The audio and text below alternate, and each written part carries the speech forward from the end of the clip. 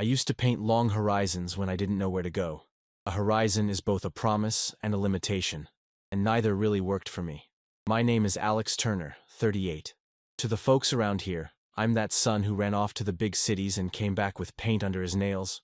But just paint. I traded Chicago's endless buzz for Fairvale's tiny streets and slow evenings. A town where everything feels smaller. The houses, the dreams, the words. I brought back more unfinished paintings than plans, and a tamed sadness that doesn't quite fit with the colorful autumn parties. If you like this story, give it a thumbs up and subscribe to the channel for more like it. I've got a reputation for being odd. Some say I'm reserved, others just spaced out. I prefer the comfort of my brushes to the company of nosy people, and I stroll slowly down leaf-strewn sidewalks, like avoiding crowds as a way to preserve a piece of myself. I put up with the quirks of the few friends I have left, Maya and Danny, like they're my chosen little family, the kind that doesn't ask too many questions, just keeps inviting with sweet persistence. Every year for Autumn Fest, I resist. They insist. This time, something in me gave in, maybe from exhaustion, maybe because nobody can hide forever. This is where the story turns. The kind of story that has no ready script, just corn trails and a whispered promise among the leaves. If you've ever wondered what might be waiting around a common corner of an ordinary life, stick with me. This one will be hard to forget. In autumn, Fairvale seems to dress up. The sweet smell of warm apples and bonfire smoke fills the air, as if everyone is breathing the same relief of cold and nostalgia. The streets, full of oaks and maples, try hard to look like idyllic paintings. Oranges, reds, yellows. My house sits on one of the old lots, wood creaking under my steps, walls lined with unfinished paintings leaning on the floor, waiting for glances that never come. My routine here is a rehearsed ritual. I wake up before the first city voices head off to work. I drink strong coffee, holding the mug with both hands, listening to the rocking chair creak. Then I wander through the cornfields surrounding the old district, feeling a silence that rarely suffocates, usually comforts. The smell of wet earth often stirs up some memories. Muffled childhood laughter, empty promises made under trees that don't even exist anymore. I go back to the studio, a makeshift shed, light streaking in through cracks in the boards. I paint, I sketch. Sometimes I just stare at the blank canvas, waiting for myself to thaw out. My afternoons are slow. Some visits from Maya and Danny break up the monotony. They have a knack for making everyday mishaps sound ironic until everything seems less serious, less lonely. Between jokes, they enthusiastically plan the festival. Candy apples, pie contests, the famous corn maze. They talk so fast they almost hide the emptiness in their eyes when they think I'm not looking. What you hear here is just the beginning. The complete, unfiltered stories with all the details you can imagine are available now. Check the link in the description right now.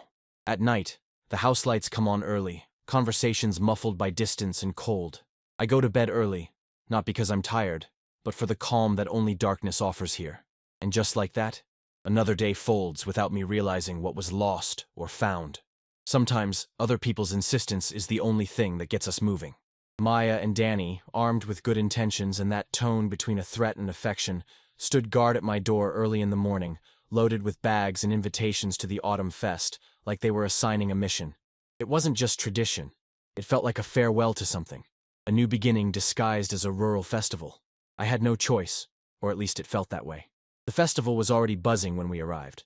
Decorated trucks, kids running between stalls, the smell of cider in the air. The commotion contrasted with my silent wish to become invisible. It was between a noisy performance and an endless line for pie that Maya announced with fanfare. "Alex, this is Jaime, my cousin from Arizona."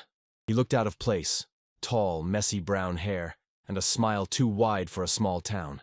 "Just got here, came for the environmental engineer job. I'll be handling that lake project," he explained, as if he needed to justify his different accent. His manner was a mix of relaxed attention and genuine curiosity, completely at odds with my discomfort.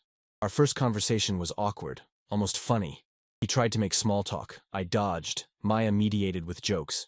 Jamie didn't seem offended by my standoffishness. He mostly laughed, asking questions that went deep without sounding intrusive. The differences were obvious right away. He was open, confident, opinionated, unfolding stories from Arizona like he was offering pieces of himself without fear. I, on the other hand, disappeared behind timid ironies and dry answers. But something about him piqued my interest.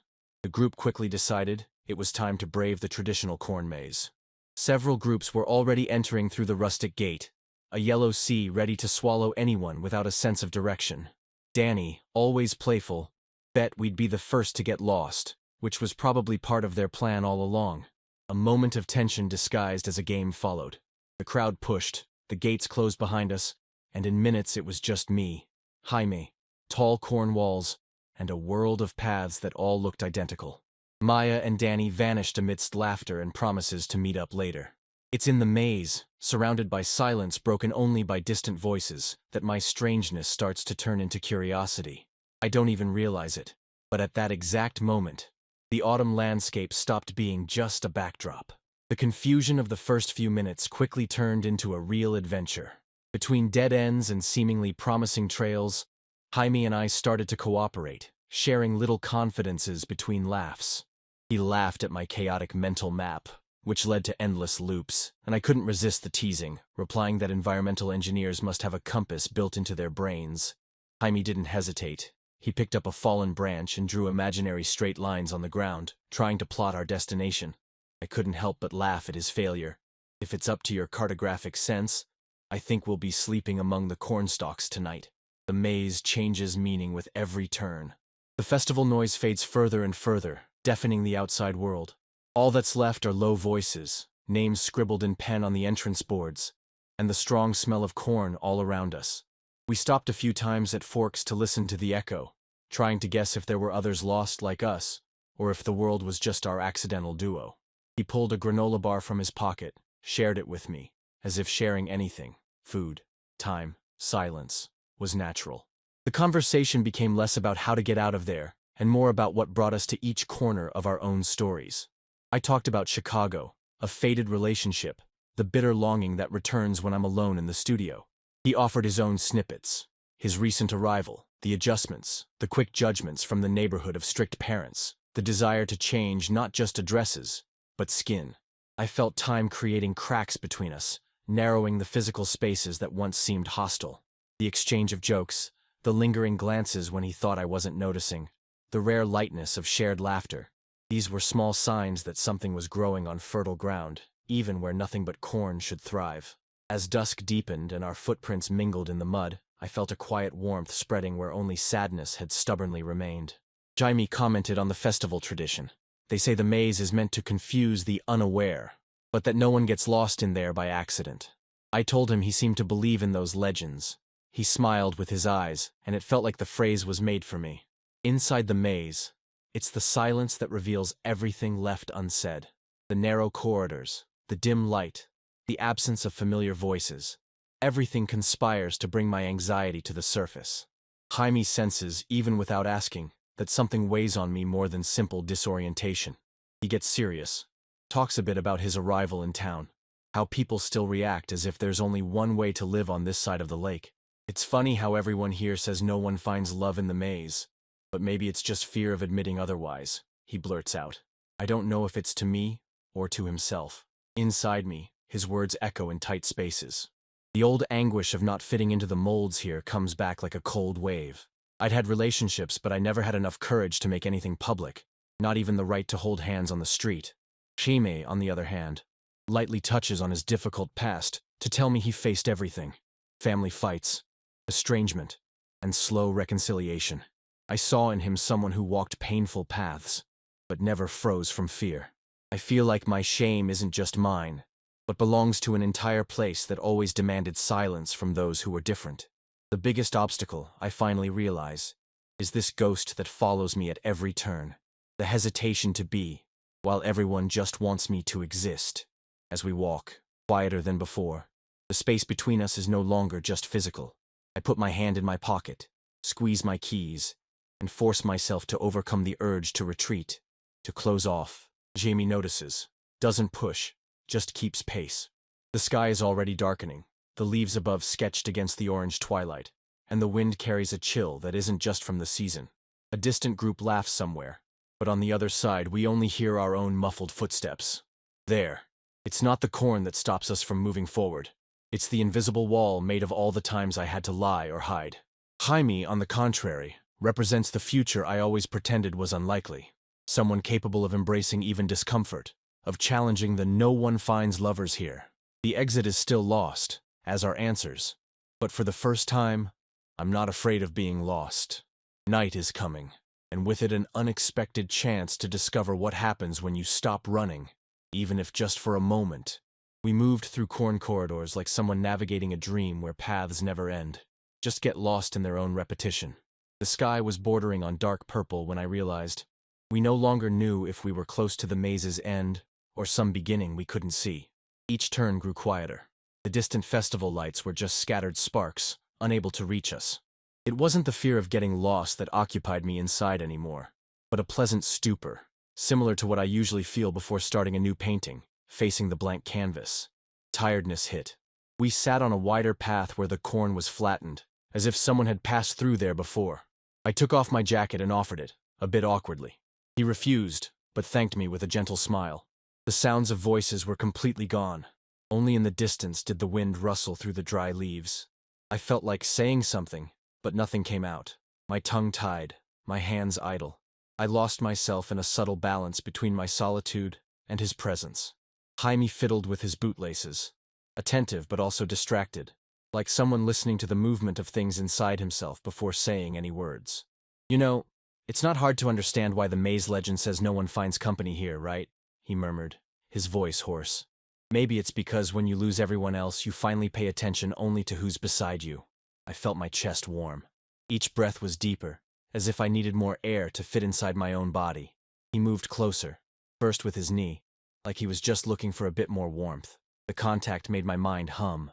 A silence danced between us, and in that improbable void, we looked at each other without rush, with lingering glances of someone measuring old abysses. It started slowly, almost imperceptibly, a hand touching mine, warmth invading my tense skin. His words were low, sighs, phrases broken by deep breaths. Have you ever thought if it would be worth it to ignore the whole town for a while? Just to see what it would be like, to really exist? My answer escaped in a crooked smile, a trembling humor to disguise an old fear. But he didn't laugh. He moved closer, slowly, in a way I'd often only imagined in secret. His scent mingled with earth and corn, an invitation not to flee. His eyes were deep, steady, and suddenly very close, my eyelashes almost touching his. I exhaled slowly. Time seemed suspended in that open gap between taking a risk and doing nothing. I felt the weight of everything, of the past, the present, the unspoken rules of that place. But beneath that layer of fear, a gentle desire bloomed, mixed with the sweet apprehension of the unknown. His face drew closer, slowly, and nothing in the movement was rushed or demanding. There was only a silent intention to approach without haste, as if every second were an agreement. My eyes closed before I realized it, and unfamiliar lips settled on mine, at first just brushing, like someone testing if they could really cross an invisible boundary. I could feel his warm skin, the texture of the stubble near his mouth, the beautiful hesitation that only exists when both know the size of the chasm between desire and fear. His hand slowly moved up my arm, finding space between my wrist and shoulder, pressing lightly. He was there, completely, asking without words if I would stay, if I wouldn't pull back. I reacted by offering my face, trying to understand what it was like to be touched not just physically, but by a gentle trust. The kiss deepened, our mouths understood each other, and it was like losing balance towards something vast. An old impulse found its answer. Time found itself in the rhythm of sighs and broken breaths. He brought his body closer, tracing temporary paths across my chest, shoulders, back. I was restless, but in a good way. Each touch felt like an invitation to go deeper, to rekindle parts of me that had been stored away behind canvases and locked doors. The air, heavy with the smell of corn and new sweat, took on the texture of a promise. The sound of the wind turned into music. There, in the golden twilight of the maze, our story unfolded like a watercolor painting, undefined, but alive. It felt like being submerged in a warm wave, the kind that refreshes and scares you at the same time. Jaime's body pressed against mine, and all the cold that seemed impossible to conquer now dissipated at our points of contact. The kiss was no longer a whisper, it was a map. His mouth drew trails on my skin, sometimes slow, sometimes full of the contained urgency of someone who has waited too long. Our hands found narrow, unknown places. He traced my nape, the soft touch of his palm establishing the security I didn't know I needed. I felt his beard gently scratch my cheek, bringing new sensations mixed with old desires. The touch, once delicate, became a path, exploring, investigating, deciphering my warmth. With his fingers, he traced lines down my back, sliding slowly, like someone drawing their own courage directly onto the other's skin. I let out an involuntary sigh, more surrender than retreat. Jaime noticed. His smile reached my ear, his voice a husky whisper. "I think we found our own shortcut, don't you?" I wanted to answer, but all thought fled, replaced by instinct. I let myself go, every cell in my body wanting a little more of that hug, that scent, that silent promise that, here, nothing from the real world had the right to enter. His legs intertwined with mine, and for a few seconds there was no more cold, no more of the old anxiety that always guided my actions. It was just skin touching skin, warmth, quick breaths, the strong smell of corn and earth rising. My hands found their way to his waist, feeling his accelerated pulse, his chest heaving with desire and new beginnings. We didn't stop, even knowing the risk of someone showing up. There was a sudden urgency, but it wasn't haste. It was a need to leave marks, to capture everything that wasn't allowed outside in that moment. His touch moved down my back, finding the exact curve of my hip, the boldest approach yet. His stronger body enveloped me, holding me as if to say, "I've got you." And when our bodies aligned, it was as if that detour in the middle of the corn, that dead end, finally made sense. The encounter was made of long intervals, silences, exploring hands, kisses that alternated between patience and hunger. I swayed slightly, falling more onto the straw, and Jaime came with me, covering me with part of his body, laughing softly. The laughter dissolved into a deep kiss, and the warmth of his skin transformed the old feeling of displacement into a perfect fit. There were no names for what we felt. There were raw sensations, words that didn't need to be spoken because the moment drew everything itself. I closed my eyes and let him guide me. Long kisses all over my face, hands passing over my chest, fingers deciphering the signals of my body. The warmth grew with each touch. It was like opening windows in a house condemned long ago. My muscles relaxed where his touch was insistent, parts of me surrendering to the care of his gestures. I think it was there, between two muffled laughs and a sigh of pain mixed with pleasure, that I understood. It was no longer about the fear of being discovered, but about the desire to be seen, whole, without cuts or omissions. Time in the maze bent in our favor. The darkness around us was shelter, not a threat. We finished breathless, embraced, our clothes a bit disheveled, our bodies responding to the sweetness of the contact and the relief of satisfied desire. His forehead rested against mine, eyes closed, a calm smile. The corn rustled in the wind and night truly began to fall. There, leaning in that improvised sanctuary, we felt outside the city, outside the old judgments, outside of time. The silence after the peak was different, no longer tension, but a comfortable rest. We lay side by side, arms and legs intertwined, feeling our own warmth, listening to synchronized breaths. The maze no longer seemed like a maze, but a refuge. It still smelled of earth, corn, and desire, but now everything was lighter. I started to laugh softly, a nervous laugh of someone who doesn't know how to process what just happened. Jaime asked quietly if I doubted that moments like this exist outside of movies. I shook my head no. "I don't know what to call this," I said. He smiled, stroking my chest, and replied, "You don't have to call it anything. Just don't forget it." Slowly, the rhythm of sensations calmed my body. I felt like telling him everything. The fear of coming out, the failed attempts to fit in, the loves kept under lock and key. Jaime listened with the same patient silence he'd had before.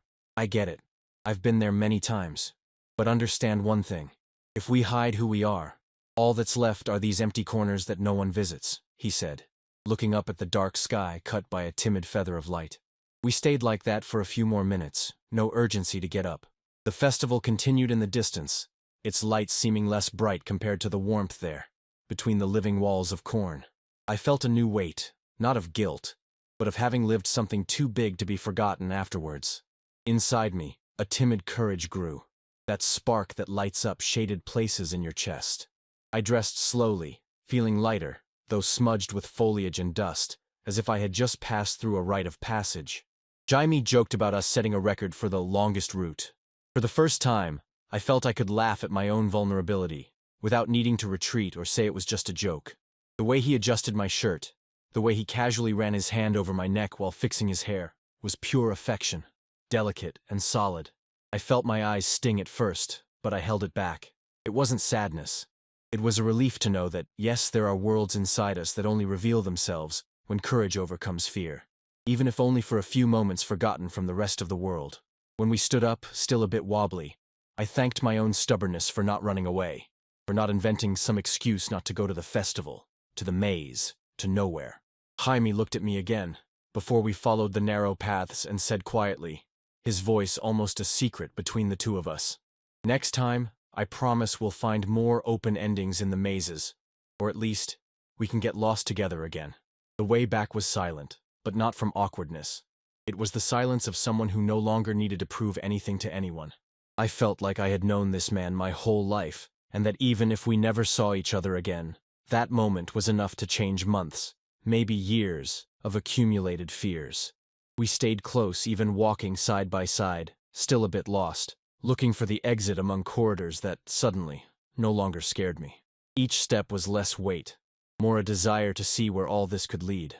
It was there, in the aftermath, that I started to discover myself anew, not by finding myself in an unlikely corner, but by allowing myself to feel whole, attentive, and desirous, without shame or haste.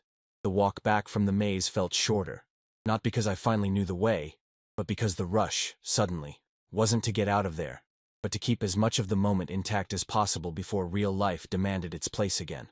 The festival was already ending when we reappeared through the plank gate, the lights slowly dimming amidst the colors of late autumn. Conversations around the stalls were sparse voices, very different from the explosion of laughter I remembered from earlier that afternoon. Maya and Danny came to meet us, both visibly relieved but trying to hide all that worry behind quick jokes. Danny, with her usual irreverence, teased, "You guys got lost on purpose, didn't you? You know some people like those endless loops." Maya looked deep into my eyes, lingering longer in the silence than usual, as if she wanted to decipher some truth only an old friend would be able to read without me saying a word. I didn't say much, just a choked smile, a mix of embarrassment and happiness, and that good tiredness in my legs and chest. Jaime, beside me, didn't move an inch. His relaxed manner, his fingers lightly brushing my waist, were signals only I noticed there, as if we were exchanging secret promises in code. There was no urgency to explain, no need to hide. It was just a silent warmth, hanging in the air like when a cold night's ember doesn't want to die and suddenly finds new fuel. The square was emptying out. Tired children slept in their parents' arms, vendors collected tablecloths and lanterns, and the music slowed, holding the last stragglers on the wooden benches. We said goodbye to Maya and Danny without fanfare, with vague promises of texting tomorrow, a long hug that doesn't say everything, but hints. We stood there, Jaime and I, in a less lit corner. The taste of goodbye was already starting to sting my throat, not like all the others before, but this time mixed with that good restlessness of what could still happen. He sighed. "Tomorrow I start work at the lake. I'll be hitting it hard for a few weeks. And you? Are you going to paint anything today? Or is your inspiration gone for now?" The question was almost a joke, but I understood the hidden message.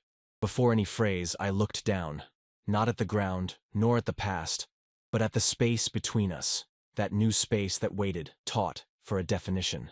I felt both a crazy desire to stay glued to him for another 100 or so turns of the world, and, paradoxically, an almost childlike urge to run away for fear of it going wrong as it always had. I asked without thinking too much, like someone risking a guess in a difficult game. "Have you ever thought about staying longer than just these few weeks? Not just for the lake, but, well, for here, for me?" He smiled broadly, his gaze as deep as the falling night. He touched my face, neither fast nor slow. He just touched it. "I don't think the decision is even mine anymore, Alex. I've already stayed. You just haven't realized it yet. The rest we'll discover together, right?" The kiss there was light, like the confirmation of an unspoken pact.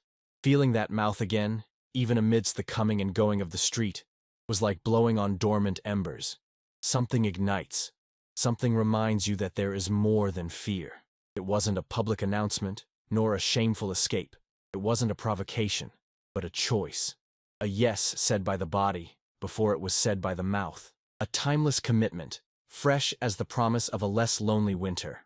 When he suggested I meet him at a coffee shop, not one of those fancy ones that only exist in soap operas, but a hidden place, early in the morning, just for us, I accepted without hesitation.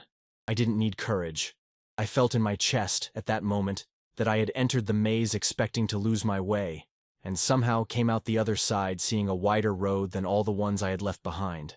The world's obstacles remained intact out there, but something inside me promised to react differently. It wasn't about hiding, but about embracing. It was no longer flight, but permanence. We walked together until our paths diverged. He stood watching me, unhurried, until I disappeared around the corner. There was a shadow of uncertainty in his smile, but no doubt in the firmness of his gaze. On my side, in my chest, a breath that was no longer a weight, but flight. The initial doubt, the one that made me doubt my own shadow, was now just a quiet curiosity. What comes next? Sleeping that night was different. My head spun with the unspoken words, the images of our encounter, the warm memory of his body, his hands, the muffled laughs, the shattered fear. For the first time in many years, I didn't want to disappear into the mattress like someone running from their own laughter. On the contrary, I wished time would pass slowly, just to prolong the taste of what had happened. I was flooded with mixed emotions, happiness, anxiety, a little bit of disbelief. Jaime's touch, the way he held my face and dispelled layers of doubt, made even hope feel real, a feeling that almost never visited my bed. I knew nothing had changed in Fairvale that night. No one became more modern, no one became wiser, but I had changed, and that was enough for today. The next morning, I woke up with my shoulders more relaxed. It wasn't superhero courage, it was just willingness. A willingness to face the town, a willingness to see Jaime again, a willingness to see how far we could go, just by trying again. Every day, even when scared, even when tired. Time taught its lesson. Every night ends, even the longest one. And someone is always waiting for us outside the maze. In the warmth of the next morning, the town had that smell of wet earth and the promise of new days. The echo of the festival still resonated, no longer as distant noise, but as an intimate soundtrack of a possible new beginning. I didn't need to look in the mirror to know. Something in my way of walking had dawned differently.